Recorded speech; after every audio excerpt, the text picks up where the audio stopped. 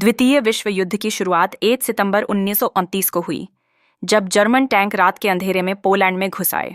यह एक ऐसा क्षण था जिसने वैश्विक संघर्ष को जन्म दिया, जिसमें लाखों लोगों की जान गई। एडोल्फ हिटलर के नेतृत्व में नाजी जर्मनी ने मित्र राष्ट्रों ब्रिटेन, फ्रांस और सोवियत संघ के खिलाफ अपने युद्ध अभियान की शुरुआत की। इस बीच पर्ल हार्बर पर जापान के आश्चर्यजनक हमले ने संयुक्त राज्य अमेरिका को भी इस भीषण संघर्ष में लाने का कार्य किया। जैसे जैसे युद्ध भयंकर होता गया, नायक उभरे। ब्रिटिश पायलट अपने हवाई जहाज में आसमान में ऊंचा उड़ते हुए लुफ्टवाफे के अथक हमलों को रोकते रहे, अपनी मातृभूमि की रक्षा के लिए हर संभव प्रयास किया।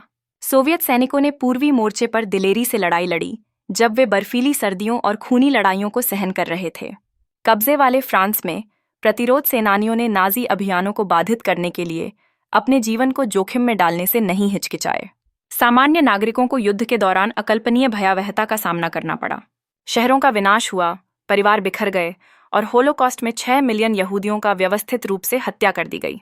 फिर भी तबाही के बीच दयालुता और साहस के अनगिनत कार्य सामने आए, जिन्होंने मानवता के उज्ज्वल पक्ष को प्रदर्शित किया।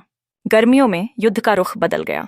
स्टेलिनग्राद और नॉर्मैंडी जैसी निर्णायक लड़ाइयां सामने आईं, जिसमें मित्र देशों की सेनाएं आगे बढ़ीं, कब्जे वाले क्षेत्रों को मुक्त किया और धुरी शक्तियों को हराने का कार्य किया।